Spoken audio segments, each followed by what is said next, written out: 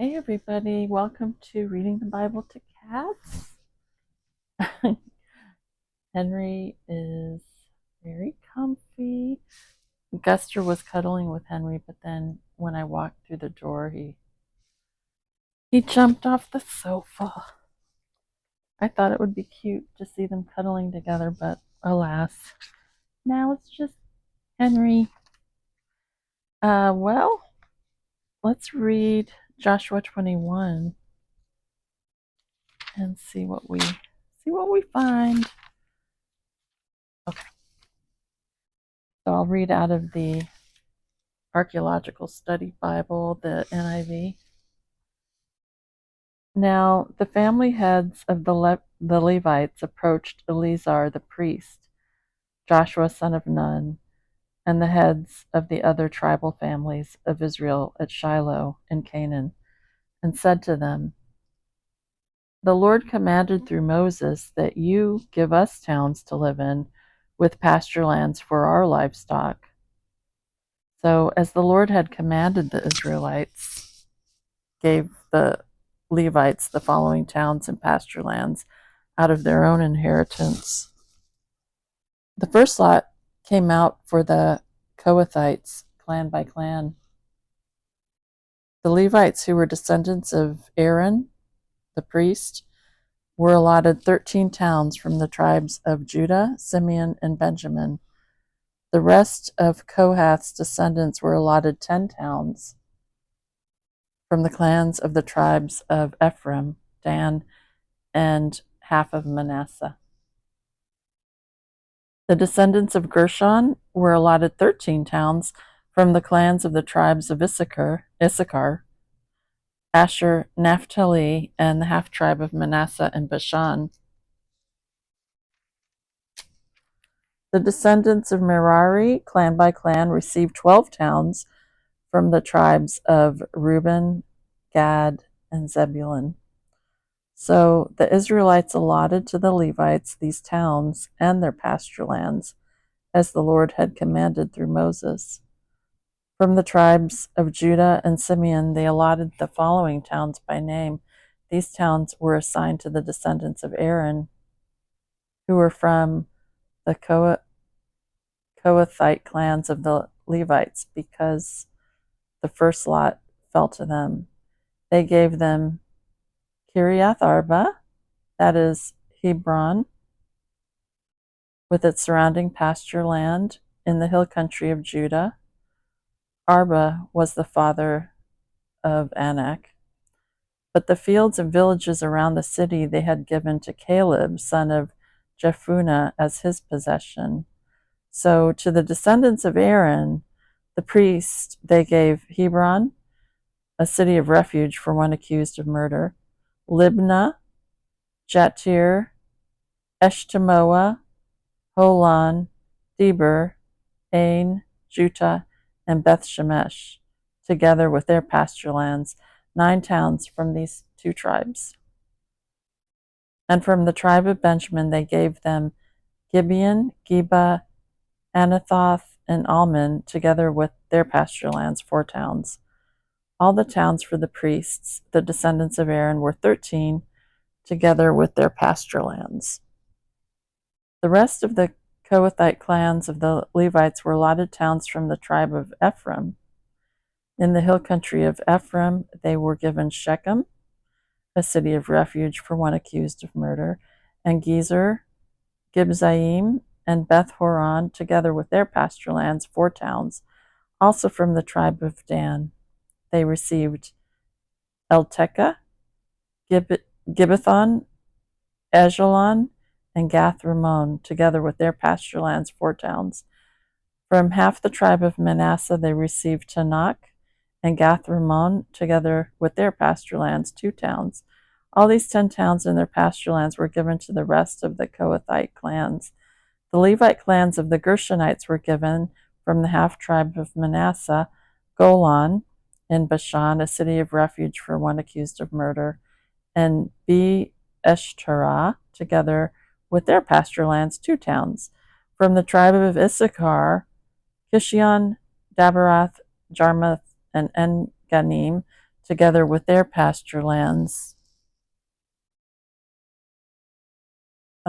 Oops, sorry everybody, I just lost my place because for some reason my phone isn't ringing, but I saw that somebody's trying to call me. Anyway, sorry, it is I who's speaking, not the Bible. And I lost my place. Okay. From that verse 25 again. From half the tribe of Manasseh, they received Tanakh and Gath Rimmon together with their pasture lands, 2 towns. All these 10 towns and their pasture lands were given to the rest of the Kohathite clans. The Levite clans of the Gershonites were given from the half tribe of Manasseh Golan in Bashan, a city of refuge for one accused of murder, and Be Eshterah, together with their pasture lands, 2 towns. From the tribe of Issachar, Kishion, Debereth, Jarmuth, and En-Ganim, together with their pasture lands, 4 towns. From the tribe of Asher, Mishal, Abdon, Helkath, and Rehob, together with their pasture lands, 4 towns. From the tribe of Naphtali, Kadesh in Galilee, a city of refuge for one accused of murder, Hamath Dor, and Kartan, together with their pasture lands, 3 towns. All the towns of the Gershonite clans were 13, together with their pasture lands. The Merarite clans, the rest of the Levites, were given from the tribe of Zebulun, Jokneam, Karta, Dimnah, and Nahalal, together with their pasture lands, 4 towns. From the tribe of Reuben, Bezer, Jahaz, Kedmoth, and Mephath, together with their pasture lands, 4 towns. From the tribe of Gad, Ramoth in Gilead, a city of refuge for one accused of murder, Manahanim, Heshbon, and Jazer, together with their pasture lands, 4 towns in all. All the towns allotted to the Merarite clans, who were the rest of the Levites, were 12. The towns of the Levites in the territory held by the Israelites were 48 in all, together with their pasture lands. Each of these towns had pasture lands surrounding it. This was true for all these towns. So the Lord gave Israel all the land he had sworn to give their forefathers, and they took possession of it and settled there. The Lord gave them rest on every side, just as he had sworn to their forefathers. Not one of their enemies withstood them. The Lord handed all their enemies over to them. Not one of all the Lord's good promises to the house of Israel failed. Everyone was fulfilled. Okay, that's the end of Joshua 21. And yeah. Interesting. I'm curious about the tribes. I mean, I'm curious about the towns that the descendants of Aaron were given. Let's see. These towns were assigned to the descendants of Aaron, who were the reason I'm curious is because on my mother's side, you know, on her mother's side, the the name was Aaron's, or also it was like Aaron's and also Aronovich or Aronowitz. So it's like, oh, does that mean, we're related to Aaron? So I'm like, wait a minute, where are these towns? Were these given to all the descendants? I'll have to look it up. I'm just curious.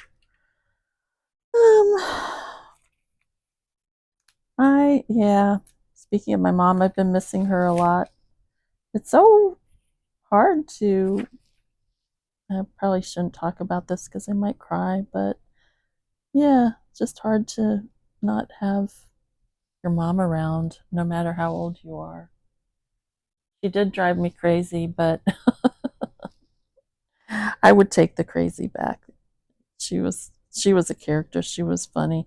I was thinking I'll have to she was an artist, But she also was a really wonderful writer.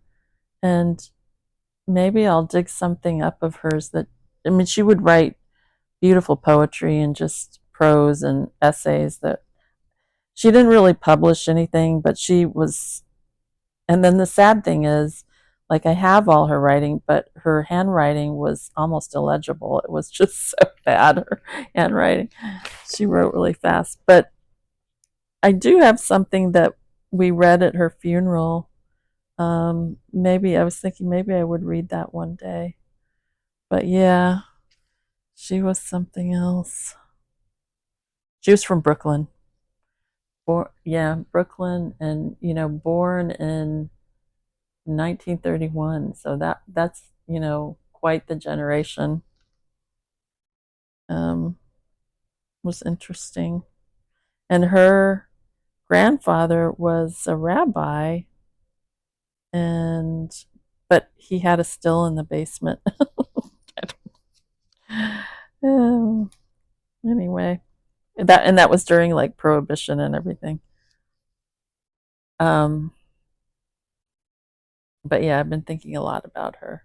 But she was a believer. She believed in God, and she believed in Jesus as the Messiah. Um, but yeah, maybe I'll find that essay and read it sometime. But anyway, back to Joshua.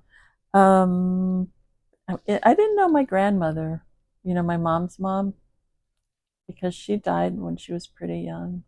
So I always wonder about her. Okay, but I was thinking of maybe reading this note. Let me start it. It's about the Levitical towns, if it's interesting. If not, you can fall asleep to it. Okay, Joshua 21. The tribe of Levi, this is the commentary in the book, in the Bible. The tribe of Levi was not granted a self contained territorial allotment, as were all the other ancestral tribes, because the Lord Himself was their lot. Quote, I am your share and your inheritance among the Israelites, unquote. Numbers 18, verse 20, Deuteronomy 18, verses 1 through 2, Joshua 13, verse 33. Not being possessed of land or encumbered by the attendant obligations, the Levites were consecrated to the Lord and free to fulfill their priestly duties. According to Numbers 35, verse 1 through 8, God commanded the remaining tribes to donate 48 walled Levitical towns from their various tribal allotments, 6 of which were to serve as cities of refuge. Each Levitical town was surrounded by an area of land in which the Levites might pasture their flocks and herds. Numbers 32, verses 2 through 5, together with the people's tithes and offerings. Numbers 18, verse 21. These provisions sustained the Levites economically. The actual distribution of the Levitical towns is delineated in Joshua 21, verse 1 through 42, and 1 Chronicles 6, 54 through 81. The average number of towns coming from each of the 12 tribes was roughly 4. This more or less even sprinkling of Levitical towns throughout the tribal territories would have served to provide centers of religious instruction throughout the land. 2 Chronicles 17, verses 7 through 9. Levitical land was subject to a distinctive set of laws. In ancient Israel, a family in debt could sell its property to obtain cash, in effect pawning the land, since family property could later be redeemed and reclaimed by its original owners. Leviticus 25, verse 32. Plots of Levitical pasture land, however, were off limits for sale. Leviticus 25, verse 34. The historical existence of the Levitical towns has been the subject of academic inquiry. The Bible appears to indicate that the allotment of these cities took place during the period of the conquest, but scholars have suggested a variety of other explanations for the lists of Levitical cities on the grounds that archaeologists have uncovered little evidence that all of these cities were in fact held by Levites.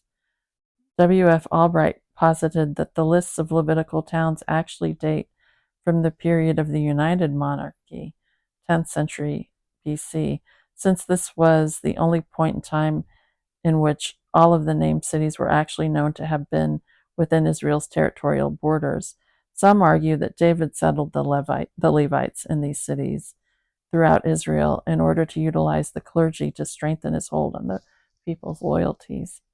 Other scholars date the list to an even later time in the monarchy, some suggesting that they were composed as late as the 8th century BC, centuries after the conquest under Joshua. Still others reference these lists to the post-exilic period. Many of these particular interpreters, in fact, regard them as utopian fantasies, created very late in Israel's history and projected back to an idealized but non-historical era. It is important to realize, however, that the list in Joshua 21 is not accompanied by an explicit statement that each of these cities was actually inhabited by Levites at this point in time. Rather, the list seems intended as a designation of some possibly future or intended Levitical cities. The tribe of Dan, we might recall, was initially given an allotment of land in the southwestern part of the country, 19 verses 40 through 46, but in reality moved north when the Danites failed to gain control of their allotted territory. The mere fact that the towns were designated as Levitical cities does not require that all of them serve that purpose in Joshua's time. Okay, well, that's curious. I mean, I wonder about that. Like, when was this Bible published? I wonder if there's anything new archaeologically about that, because this was published in 2005, so this is kind of old. So maybe there's some new insight archaeologically about that. You can research that if you want, and maybe I'll look that up later. But anyway, interesting. I'll have to look up those towns too. That's interesting. Well, let's close in prayer, and yeah, close in prayer. Lord, thank you for your word. And I do miss my mom. She was really, how to put it? Yeah, my link to my heritage and my roots, really. And now that she's with you, I kind of feel I don't have that in a way. But I know she's with you, so please give her a hug from me. And Lord, I pray for my YouTube friends and community, that the people who are watching and listening, that if they're grieving or missing someone, whether they're living or gone, or maybe it was a furry loved one, which I also miss my kitties that have passed away. I pray that you would comfort them and help us, Lord, as we do grieve our losses. And it's really hard to endure grief, but we know that that you feel our feelings and you know what we're going through. And I just pray that you comfort those who need comfort and who may be sad too. And I pray for a new life and hope and healing. I also pray, of course, for the peace of Israel, for the peace of Jerusalem, your land, and for the hostages. Please draw near to them so that they can feel your love and your presence wherever they are, and give them hope that comes from you. And I pray that they would be set free soon. I pray all these things in Jesus' name. Amen. Amen. Yeah. Somehow I'll have to share a little bit about my mother. That would be fun. Kind of helps me to share about her, you know. Now that she's been gone, it'll be, well, yeah, it's over 3 years now. Yeah, she was 89 when she died. She was just on the cusp of turning 90, but I think that really freaked her out. I mean, I remember asking her, you know, she was always freaked out by how old she was. And one day I asked her, you know, when she was 89, I asked her, Mom, well, how old do you feel? And she thought for a moment and she said, 33, which I think is great. She was young at heart. And you can tell that by her art. Like she was ahead of her time with her art. But anyway, well, Henry's being cute, but I guess we'll go. And I'll probably do another video later. All right, everybody. Bye.